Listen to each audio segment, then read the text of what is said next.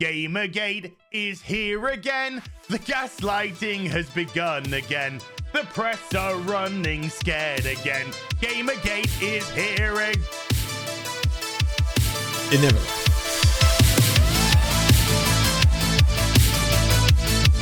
Pronouns guy, who's going to sing us a little song. No one can better introduce the griftosphere than Pronouns man. Sorry, Pronouns Person. Pronouns Person. Gamergate is here again. The gaslighting has begun again. The press are running scared again. Gamergate is here again. It never left. Yeah. This is gonna be the big revelation. No one else has talked about this. No one else knows because they haven't done research. And a lot of them aren't real gamers. I'm gonna be honest. A lot of the people, the Geeks and Gamers, all these channels that's like they hyper focus on woke culture, woke shit. They're always pop culture, like, oh, my games, there's no more white people. What? This is the white genocide. Every video game doesn't have white person. Oh, the white people aren't center focus. Like they're always like, oh, this has nothing to do with women in journalism. This is about ethics in journalism. Okay, that's what Gamergate was supposed to be about. Ethics in journalism. At least that's what they tried to say, not just like rank misogyny. But then it turned out, yeah, some very mild criticisms of perhaps, or analysis of a major art form of which I consider video games to be. Video games are incredibly near and dear to my heart. Okay, if there's one thing that I am a monstrously huge nerd for, it's video games. Always has been, and that's just like I love my games. They got me through a lot of hard times. You know, when I was just a lonely loser in high school and struggling and sad and lonely on a Friday night. Oh man, so many video game adventures just completely transported me to another world, a world of majesty and the art of Akira Toriyama and all that kind of stuff. Video games are fucking awesome. And I understand why a lot of people during the first wave of Gamergate, when all of a sudden it was like, well, there's some analysis happening and some, let's just say, academic analysis happening of this medium for the first time, pointing out there are some tropes that video games fall into, whether they be racist tropes, sexist tropes. And this is not to take away the boobies. I just want everyone to know I am very pro boobies. In fact, I love boobies. I think boobies are fucking awesome, okay? Also, love dong. Yeah. Want to see some dong in video games as well. Make sure that, the dong has representation. All video games have representation. And guess what? You can have it all. You can have media critiques of media, whether they be movies that you love, franchises that you love, things you love. And you can also still enjoy those things. And you can also still have things. Guess what? You can also have woke boobies. Yes, woke boobies in video games. It's a thing. It could happen. It's just like, if someone's like, every single video game seems to have basically a male protagonist who's often white. And that male protagonist who's often white has to save a woman who's usually dressed in nothing more than a thong. Or if you can play as a female character, that's cool. But she's basically going to be dressed in nothing but a thong in the middle of some, medieval battle scene. Doesn't make as much sense that she's walking around like that. And then there's some like dude character you can play as who's just got all that armor, which probably would protect you more than say just the thong. Is it too much to ask to have, some beefcake, a Chad-like character, playable, and then the dude is just walking around in a thong? Or would that be too distracting? Or is that the emasculation, the cuckoldry of men? That kind of stuff. Anyways, Gamergate was silly because the whole thing was based off of a lie. The whole thing was based off of that women were getting special privileges in journalism, or non-binary people as well. Were getting special privileges in journalism and sleeping with men in order to get those privileges to promote their video games. Turned out the whole thing was made up. Nathan Grayson was not doing, favors for sexual favors. He was not publishing reviews of games. The game in question was free. The very one that was supposed to be promoted through, his reporting on it, while also dating one of the people who had a game. That there was a small Kotaku article about the game is free. That was not about the ethics in journalism. Ethics in journalism is necessary and good because there are, again, a lot of video games and video game companies that don't release or give early versions of their games to writers who are not going to be favorable to them. That's a huge issue of ethics in journalism and gaming. You could talk about that, but that's not what Gamergate was all about. And the underlying issues that a lot of people now have turned into the full cause of wokeness, as Pronouns Guy has said. I mean, it's not just women in video games anymore. It's women, black people, indigenous people, queer people, if there's any kind of representation, if one person even if they're like an NPC in a game and they're trans, all of a sudden it's like, oh, fucking pronouns, fucking modern day California shit, fuck. And now there's the Sweet Baby Inc. scandal, which I'm going to get into a little bit. Matt Walsh has joined in. Matt Walsh is throwing his head into the ring. There's a little overlap here because, of course, he is the leader of the Sweet Baby Gang. His diaper fetish dolls that he sells to kids has the same name as his company, so I think that's why he's appearing now, but he's also a part of it too, so there's that whole thing. Especially close. The difference is consistently more than $100 billion per year. So video games are a massive market, one that's mostly targeted at young people, of course. But despite those numbers, for the most part, the games industry has avoided mainstream scrutiny. I always hear that. I think the biggest consumers and purchasers of video game hardware and games themselves are not children. And I think it's like the 18 to 30 demographic. I'll have to look that up, but... You'll see far more discussion about, say, Sydney Sweeney or Taylor Swift than you'll ever see about prominent video game voice actors and directors who pretty much no one knows anything about. Everyone's heard of Lionsgate or Paramount, but almost no one's heard of studios like Don't Nod Entertainment, for example. And that's...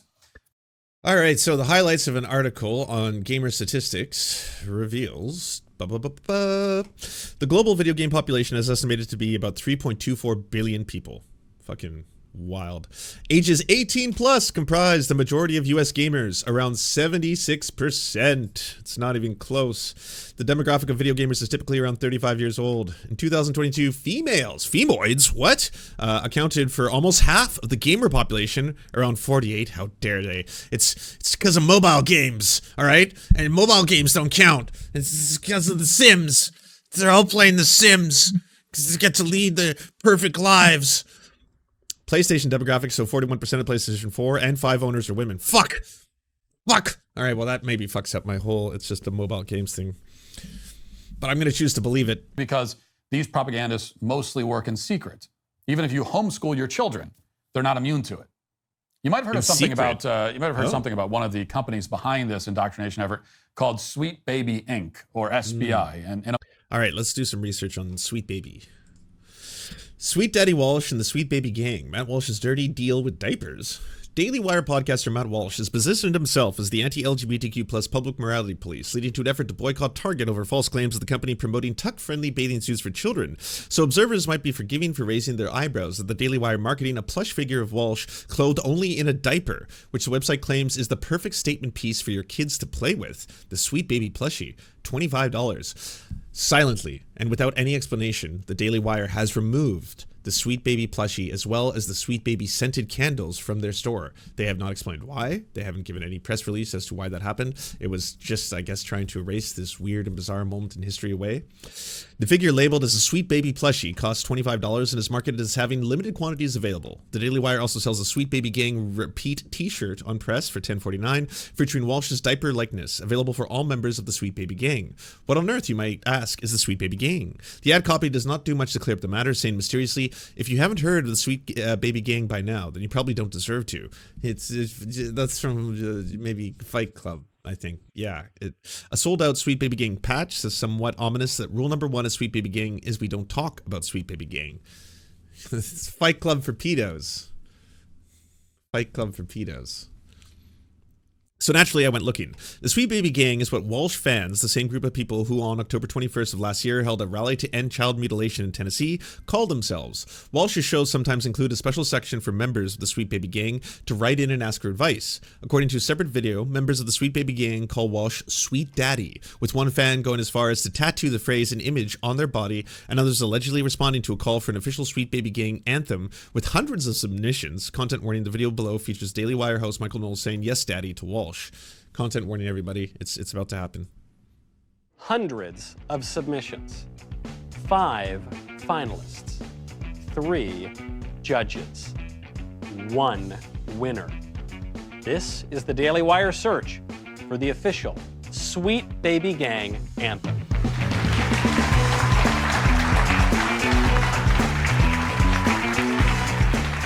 Hello, everybody, and welcome to the search for the Sweet Baby Gang anthem. I am your host, Michael Knowles. I am joined by my fellow Daily Wire hosts, Ben Shapiro, Andrew Klavan, and the man of the hour, Matt Walsh. Now, the winner of this contest is in for a real treat. He will get all of our most recent books. He will also... Really going out on a limb here. I'm going to guess people who spent time to do unpaid labor to make a theme song for the Sweet Baby Gang probably already own this literature. Probably pretty well versed. Yeah. Will become a part of the Matt Walsh Show legacy. He will be featured in his very song at the introduction.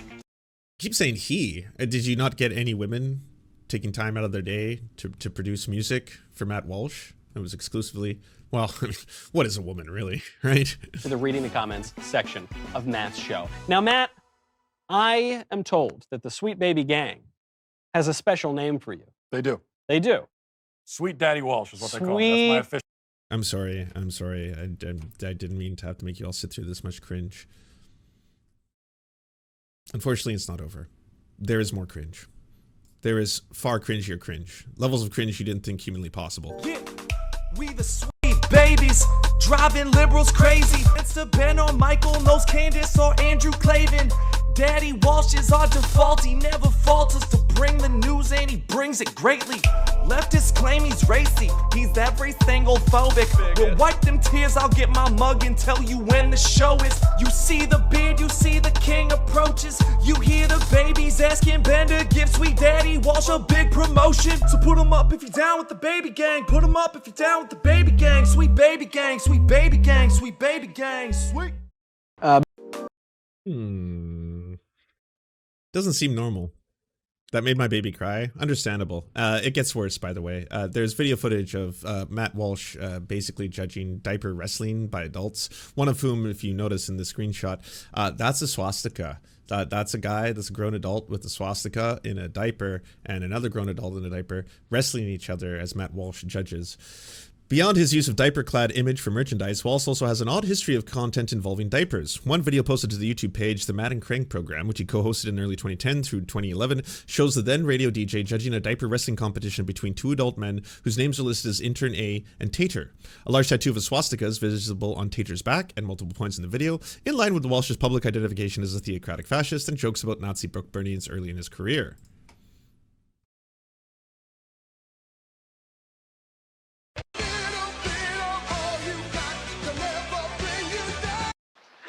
Look at those pale legs. Some pale legs on old Tater here. I don't do. Let me tell you something, man. All right, let's great bands. How does this work? Okay. I don't think I can show this. I think that's pretty anti-TOS. It's definitely putting someone's fetish on display. And yeah. Although he's the father of 6 children, Walsh appears somewhat less enthusiastic about diapers when used for their intended purpose, complaining in multiple tweets about changing diapers, stating he'd prefer his wife handle them without informing him, and then claiming he has never actually changed a diaper. The What is a Woman filmmaker also has a history of eye-raising sexual comments about minors. In old comments resurfaced by Media Matters, Walsh said girls between the ages of 17 and 24 is when they're technically the most fertile. At about 16, you're an adult who is mature and can make decisions. You are at 16. I don't care what anyone says. A later post from Walsh's previous blog called The Concept of Adolescence, a Modern Plague, claiming inaccurately that adolescence isn't a product of brain chemistry, it's a product of our expectations. If we expect 23-year-olds to act like they're 13, then we will get just that. The Daily Wire later spent tens of thousands of dollars on ads downplaying Walsh's teen pregnancy comments and claiming that he was a victim of a hit piece by liberals, when the company's other on-air personalities vouching for their work of exposing transgender madness. So, yeah, the people who basically want to peddle transphobia, anti-LGBTQ plus bigotry, they got a lot of fucked up weird ass skeletons in their closets. And maybe those skeletons were wearing diapers. I don't know. In the case of Matt Walsh, the answer is probably decidedly yes. But yeah, I don't know if that's 100% why he was interested in the story. Matt Walsh discusses the sexuality of babies. If you are born gay, like born gay, you're gay from birth, right? That's what that would mean. And that means there are what? Homosexual infants out there? Again, no sane person thinks that. No sane person is usually really concentrating on the sexual activity of babies, I would say. Most people don't really care about that. But anyways. In a moment, I'll get into the details about what exactly that organization is doing and who's helping them do it. But first, I want to get the good news out of the way, which is that if there's any silver lining, it's that this effort to indoctrinate children is incredibly ham-fisted. Some of the dumbest people in the world are behind it. So take that studio I just mentioned, Don't Nod Entertainment. They're behind the very popular Life is Strange video game series, which has been played by tens of millions of people. And to give you an idea of how overt the propaganda is in Life is Strange, here's just one mercifully short sequence. I was just about to start Life is Strange the other day, actually, and I was like, I was, you know, I'm playing like 8 games at the moment right now. I just basically, I've got that thing where you subscribe to PS Plus and you just get like a bunch of free games. So I just play all these really old games and I'm playing through, you know, Ghost of Tsushima right now, awesome game, really like it. Resident Evil 2, great remake, good remake. That was a fun adventure. And then one of them is Life is Strange, and I was like, I want to try Life is Strange. And now knowing that Matt Walsh is really angry about this game makes me want to try it even more. One's involving what else? A racist white guy. There's some backstory about how he kidnapped an innocent Hispanic kid or something. What? A white person being racist? That's never happened before. What is this? And then this, watch. Gonna tell the police you kidnapped me. Nice try. But I know who you are and what you did in Seattle. I saw it in the paper. Maybe I should call ICE to make sure you're a citizen. You hillbilly. The fuck? That's never happened before. This is a gross misrepresentation of people who actually believe that immigrants are coming over to do horrible things and actually would support ICE agents just randomly detaining children. This doesn't happen. How dare they? How dare? This is a fabrication, I say. Anti-white racism it is. I'm American. Watch it, punk. This is what? White people would never do this. How dare they? Whatever. Going to jail for this.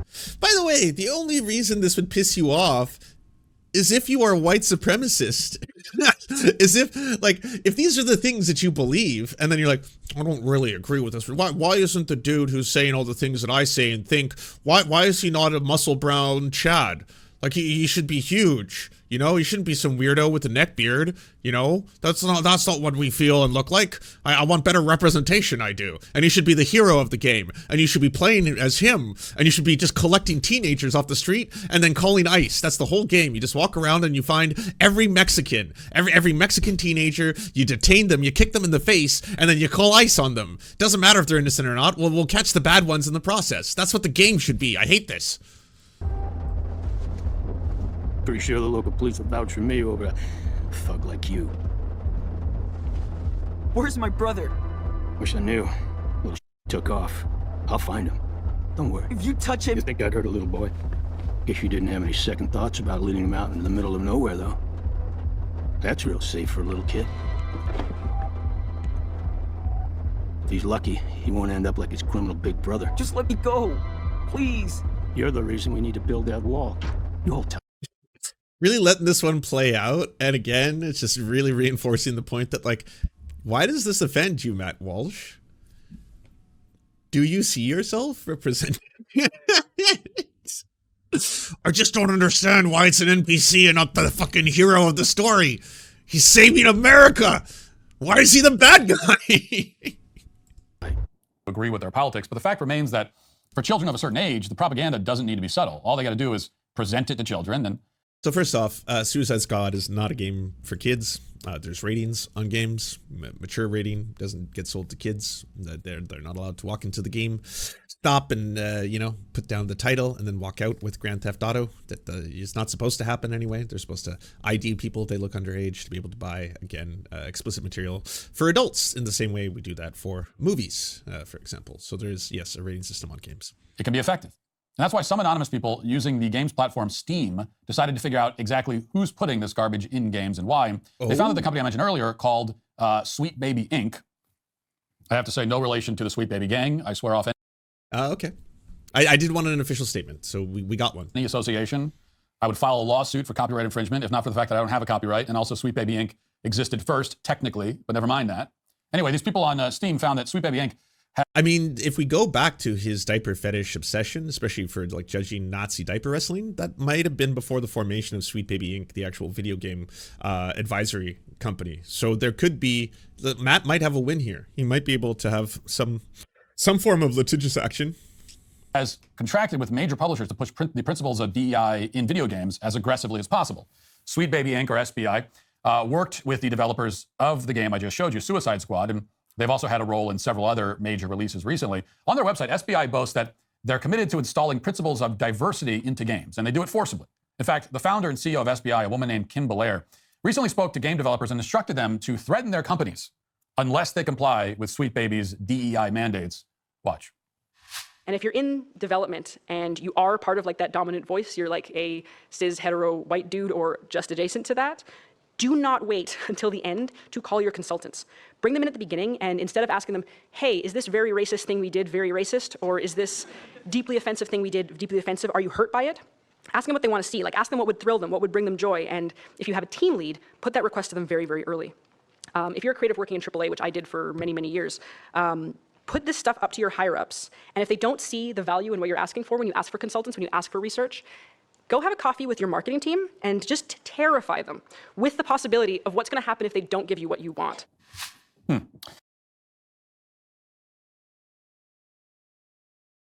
You got to have such a fucked up, twisted view of the world to think that corporations are pushing a specific agenda. It's conspiratorial, obviously. This agenda comes from on high. Obviously, the elites have colluded with the trans agenda and gender ideology in order to push the woke and make sure that people suddenly value black and indigenous people as much as they value, say, white people, and try to shut down these hierarchies. Like, no, these are corporations. The same thing happens in almost every public-facing industry. Are you fucking kidding me? Of course they have consultants. Of course they have consulting firms. Of course they deal with consulting firms. And of course, yes, racial sensitivity has become more of an important topic. And it's nice now that some companies are willing to say, hey, rather than us just make this movie, we want to make this movie about, say, the Predator, but like set it in a different period of time. And then the Predator comes down to Earth, right? But it's not like in the time like now. And maybe we could involve like indigenous tribes or something that they fight the Predator. Why don't we do that? It sounds cool, right? Sounds real cool. And it's like, yeah, it could be a really good movie.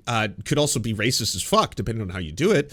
Maybe before you go down that road, just consult some indigenous folk, maybe members of the tribe who are still alive today who want to tell you what is or is not, culturally, racially sensitive to do, and just, have them come on board. It'll also help give people who aren't normally represented in this industry some jobs. That'll be good. And you might come out with a great product. Boom, Prey comes out, fucking awesome film, great action movie, not exactly the deepest think piece of all time, but certainly entertaining, fun, great. Indigenous people were well represented, and they did great consulting, and it was a corporate decision from the top on down. Of course, this is still a corporate product that's made to make as much money. It's a very popular franchise, and rather than be part of the discourse, we could actually suddenly say, hey, by the way, we're just going to make a badass film, and it's going to have some representation in it. That's what's going on here. Same thing with video games. A lot of these video game companies, whether or not they decide to do so, also want to be as squeaky clean as a corporate image as possible. So that's why you're seeing people saying this kind of stuff. Hey, we are a consulting firm. That's what the woman is saying, right? We're a consulting firm. You should be approaching us prior to developing some of your stories if that's what you want. If you want to consult someone who happens to be, say, women of color, and ask what their position is on this particular project or what they're about to do, to try and get consulting on this and say, hey, what do you think? That's up to you, by the way. You as a company can decide.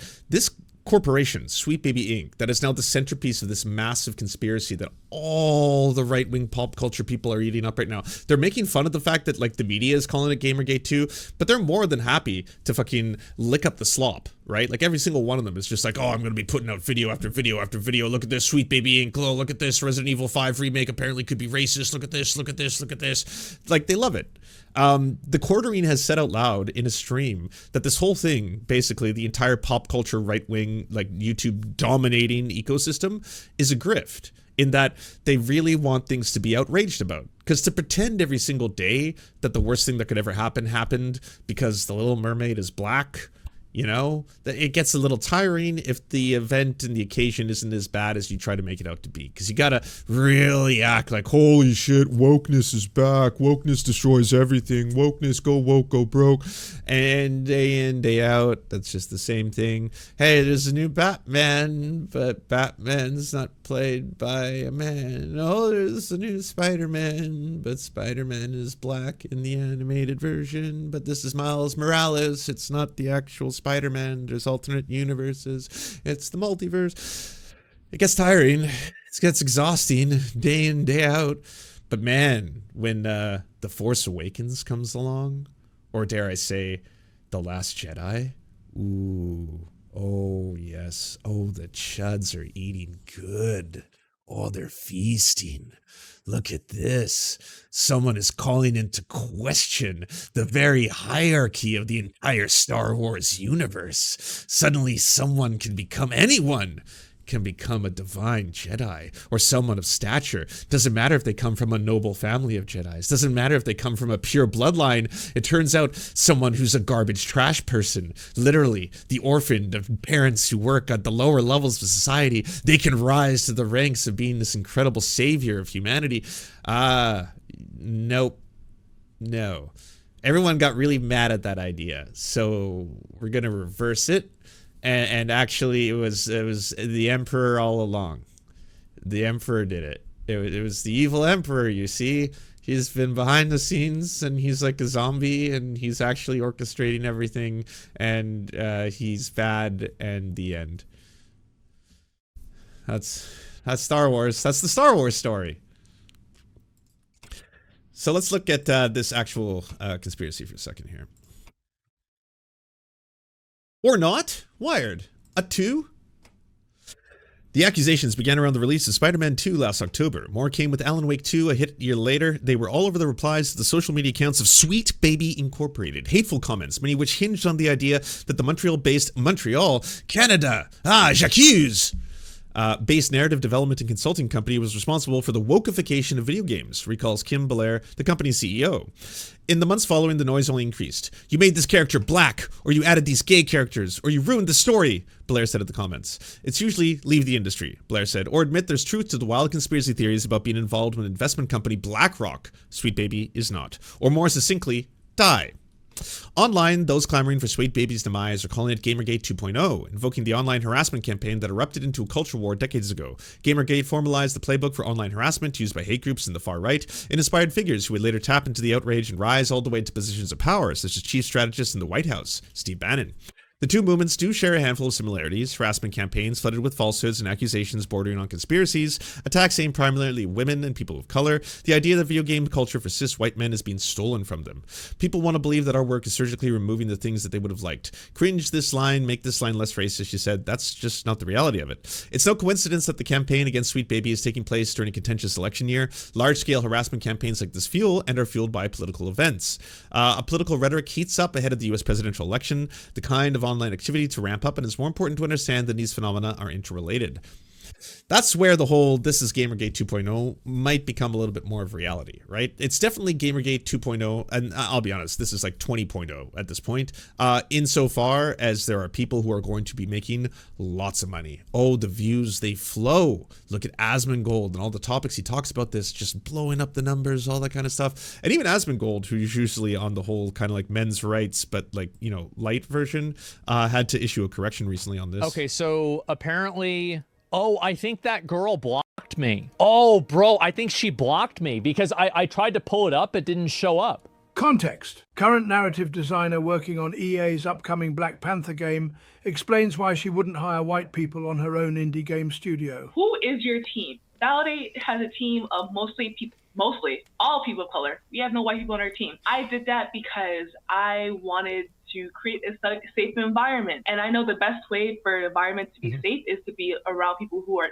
just like me. It is hard to work with white people because they think that something may okay, but it was really a microaggression. And no one wants to deal with that while they're trying to make a game that they love. Isn't this like basically illegal? Maximum context. People on our favorite subreddit are now attacking us because we mistakenly said this person was one of the lead devs for the upcoming Black Panther game, while in reality, she is the narrative designer.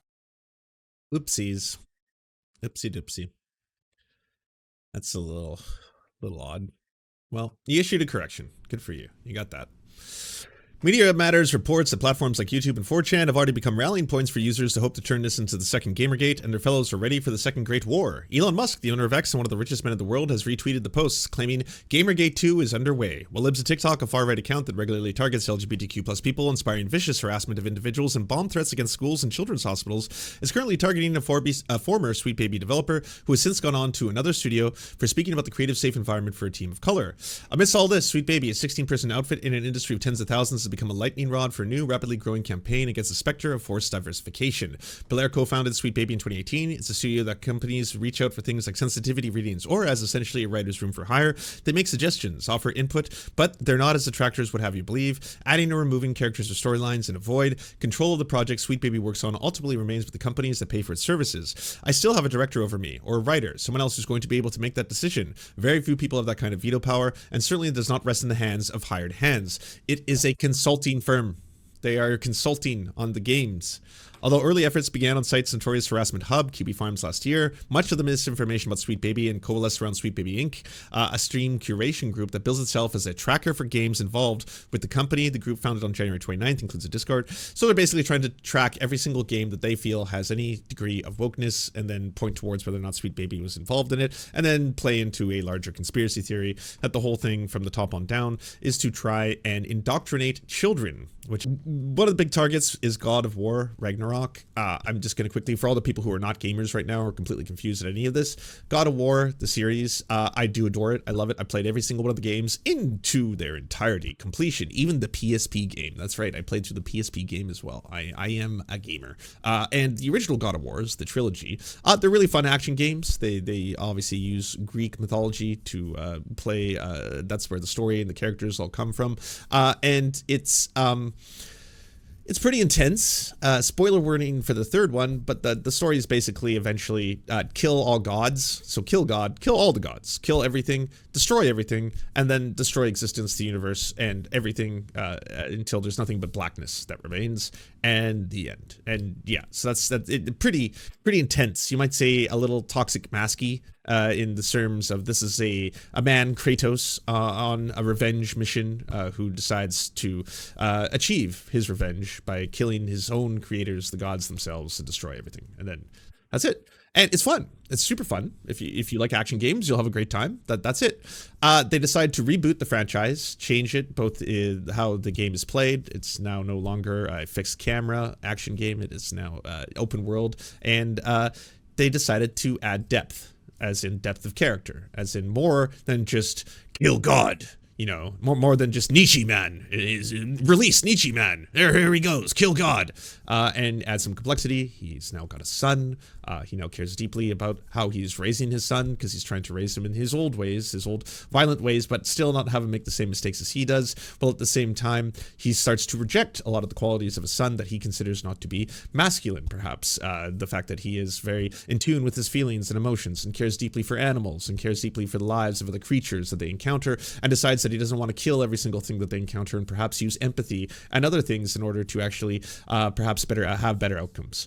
And the story is beautiful, and it's done beautifully. It's incredibly acted. The same actor who plays Kratos, once again, absolutely killing the role. And again, it's nice to have art that is not simply kill everything, right? I do like the first 3 games. They're fun as fuck. I love playing through them, but the whole just like, you know, adding a little depth to the character, actually have him examining himself and what parts of himself are damaging. And in that pursuit, he becomes a much better form of masculinity, I'd even argue. One that is not simply rigid in his ways, that thinks that the only way to achieve any possible goal is to defeat or destroy it consistently, and to look within, and like he becomes a stronger person and character overall as a result of that. I know some people have, even the old creators, have said that he's been cucked, you know, that oh yeah, the whole character has been emasculated, because for some reason, not just being like kill God makes you less of a man. You know, it's intense. But anyway, you two are on the same side, aren't you? Geeks and Gamers? I don't think this is a very flattering Matt Walsh photo.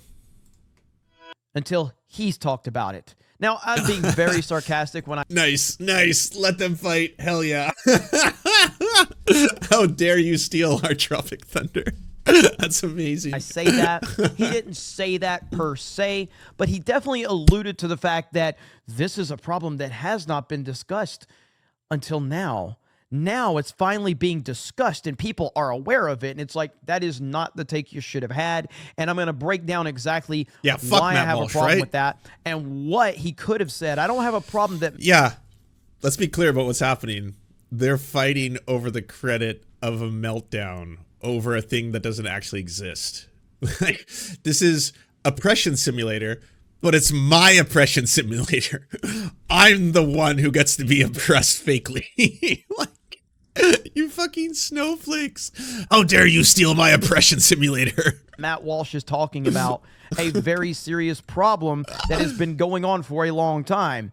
I'm mad because he still has the dismissive nature that he always has had, and he has learned absolutely nothing, and this is not going to help the problem at all. But let's back up to the beginning part of his show right here, and he fully acknowledges what people like me and many others have been aware of for a long, long time, that the video game industry is the biggest industry, and it's not even close, which is why it's so important.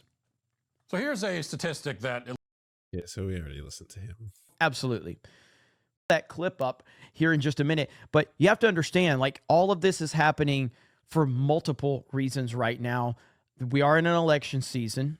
They have already blamed the rise of Donald I haven't played Baldur's Gate 3, so I can't speak to it. Trump in 2016 on gamers. That is something that I posted not too long ago, where they blamed Donald Trump's election on Gamergate and gamers and all of that, which is nonsense. It's only nonsense insofar as you consider it to be the sole reason he won. But if you want to look at the fact that there was a large weaponization of what was identified by Steve Bannon as white male rage online that he saw shortly after, like, Steve Bannon used to run basically Warcraft mining farms, and they were farms essentially where he would hire people to collect items that he could sell in the Warcraft marketplace. And Warcraft got really, really mad about this because people were cheating. They were paying to acquire things that would take a lot of time to harvest, whether they be resources or gear or whatever that was. And that was Steve Bannon's basically his outfit.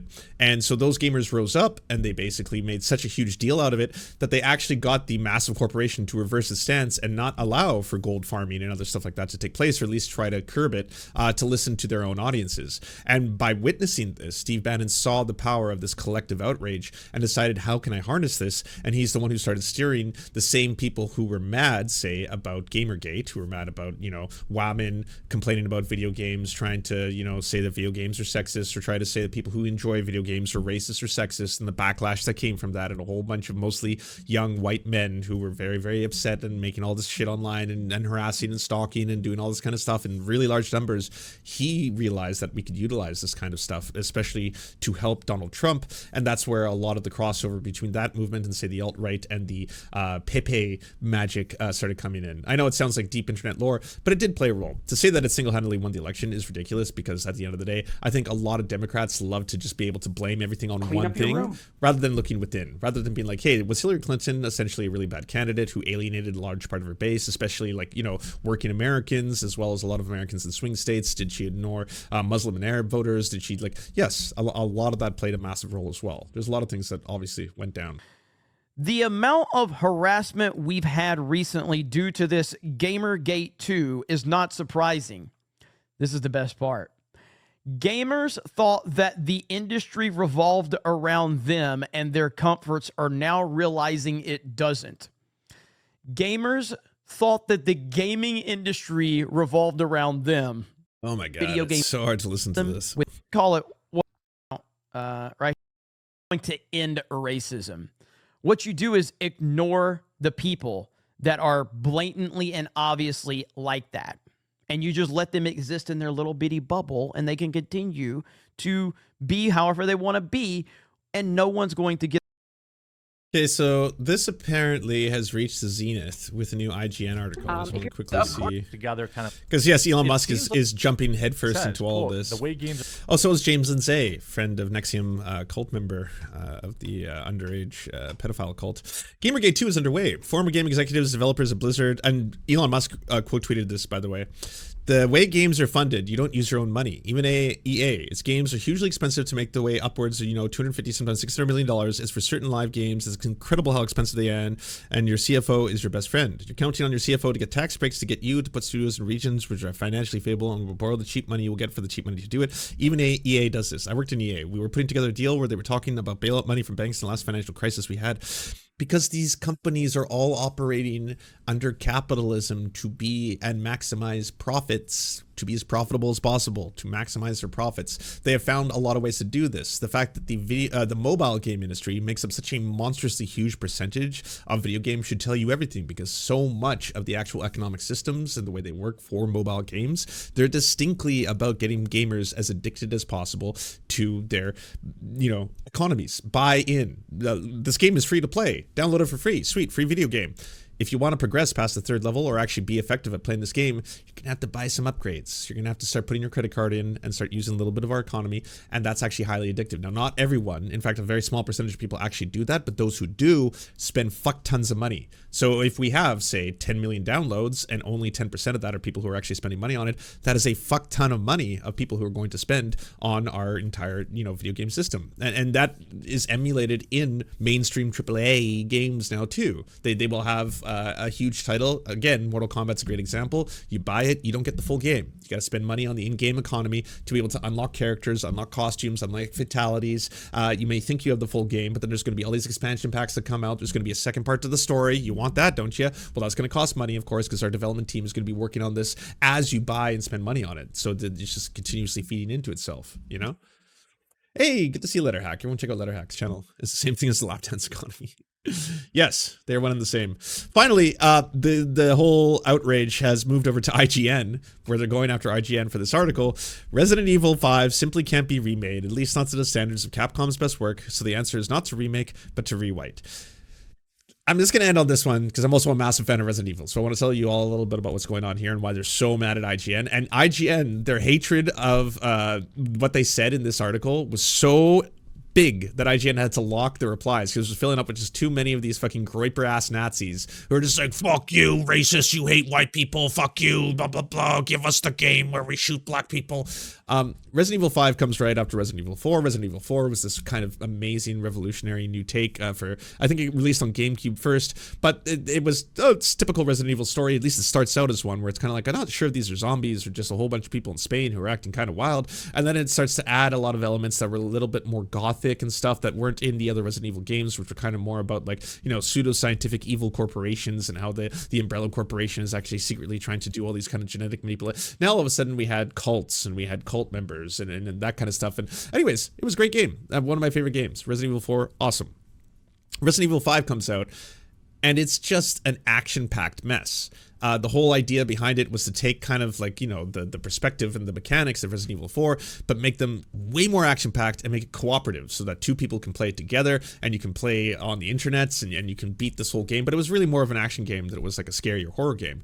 And the whole game takes place in a country in Africa. And so the initial trailers for Resident Evil 5 when it comes out, yes, featured majority zombies in the game as black people. And so having the protagonist, Chris Redfield, in the game running around shooting a bunch of black people, being a white man in, again, think of the historical context, think of the colonization of African countries, think of all of that, and then put it into perspective that when that trailer came out, even though it was a long time ago, I think it was like 2009, I want to say around then, even in that period of time, people were kind of like, what the fuck? You got, and so Capcom responded by simply changing some of the characters that are zombies to white people. So it's basically, we're not going to really look into why this is kind of messed up. We're just going to say like, oh, no, we fixed it. The zombies are half white now. So now you're shooting white and black people. Yeah. So enjoy. The game remains the same.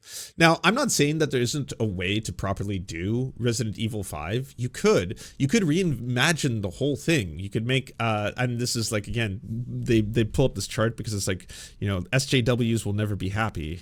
Where's the SJW chart? I thought he pulled it up in this one. Hold on. Ah, here it is. So here's the whole soy SJWs will never be happy racist meme, right? If it's a black person shooting a white person, that's racist. You made the black guy the villain, that's racist. Why does the black guy have to get shot? That's racist. Why is it only black people killing each other? That's racist. Why are there no black people in this movie? So you can't appease the SJWs, the pink-haired, non-binary folk. They're going to get mad at anything. They're not even sure why they're mad. They don't even know what racism is. They just want to be mad at something and cry. That's why they do what they do.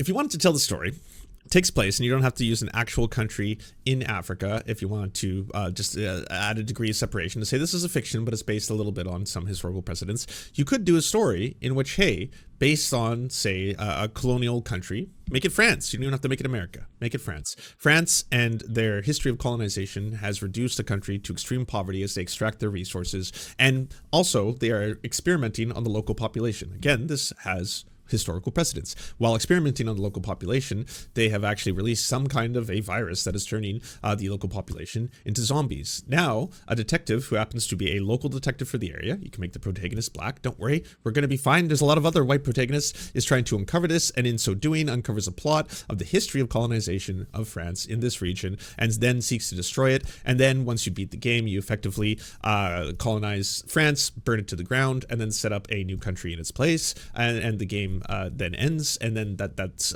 could be a potential take. Well, okay, maybe the ending of that is a little too far and too extreme, but you certainly do it as an entire investigation into this, and then boom, there's a game that allows you to have the same kind of setting that you want to have in the original one, but actually instead of simply being a white guy from America, a U.S. Basically a police officer who travels to a random country in Africa who then shoots a whole bunch of zombies because the virus got released. You could actually have the game have a little bit of depth, and people might learn by playing the game. They might actually learn a little bit of the history, that kind of stuff. I'm not saying that you can't do it, but because IGN was like, there's not really a point in remaking this game because you can't do it properly, that got them so fucking mad. So mad. And the article, by the way, 3/4 of the article was just about how the game sucks. It doesn't talk about the racial issue. Like IGN remake Resident Evil 5. The game that can't be remade. Okay, let's pull up the article. Here's the topic. Oh, IGN, where is it? IGN says no Resident Evil 5 because it's racist.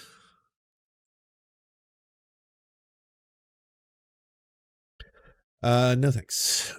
With Resident Evil 4's release last year, Capcom's project to remake the glory years of its survival horror series is complete, but as the game's post-credit scene suggests, the remakes aren't over. And so the big question is, where next? The obvious answer is to remake Resident Evil 5, but on the game's 15th anniversary, it's clear that moving forward chronologically will make Capcom's remakes into the series' weakest area. So the first parts, because I read the article yesterday, all of this is about how shitty the game is in terms of it just went way too action. It's not scary at all. It's just like, and I'll be honest, I played through it with one of my friends. My buddy was living in Japan at the time, and it was the only way we could hang out. I actually had fun. I didn't dislike the game as much as every other Resident Evil fan did.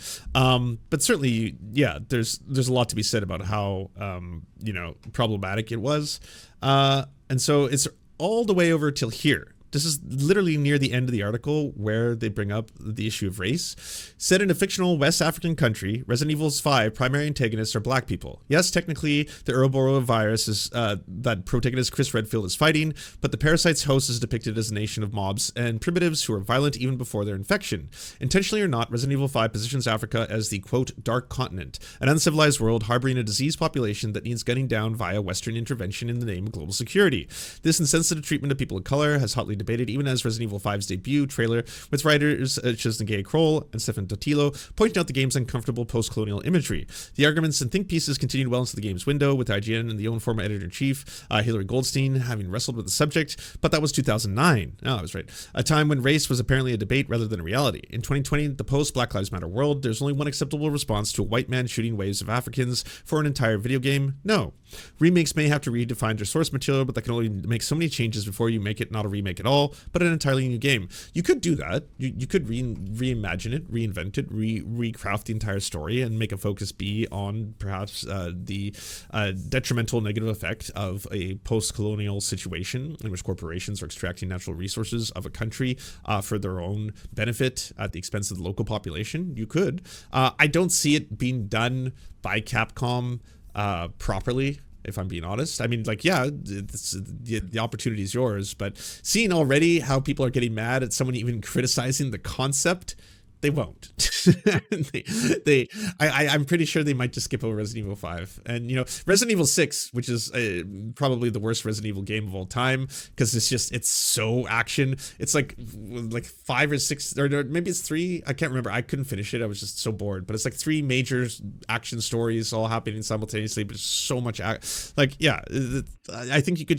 you did all the remakes and you did them well. All the 4 Resident Evil games have been remade good job. I don't know if you need to remake all the other ones. You could just go on to making new ones, because you've made awesome new ones. The new Resident Evil games, like Village, for example. Oh, they're awesome. But anyways, this is making all the chuds super angry too, because, of course. Thank you so much for watching, everybody. Can you please hit the like and subscribe button and maybe leave a comment? It really does help the videos out. But first, the people who produce everything you see before you and make this entire channel possible: Amazing Fletch, Anna Loves Riley, Ariane McCarthy, Cheryl Alvarez, Doug Caddy, Everything Important, Hagbard Celine, Multi Mondi, Omni, Peanut Butter Blondie, Political Puppy, Quiet 185, Rachel K, Riley and Anna, Roller Dragon, Ruby K, Cernicus, Spinach Monster, Stellar Vision, Sebastian Demel, Trevbot.exe, Words Greenwood, and Travis McClinton. And also, thank you to every other person who helps fund this show. Their names are on the screen right now. It would not be possible without every single one of them. We cannot thank you enough. And if you want to join the Patreon, please come to patreon.com/theserfs and help us exist.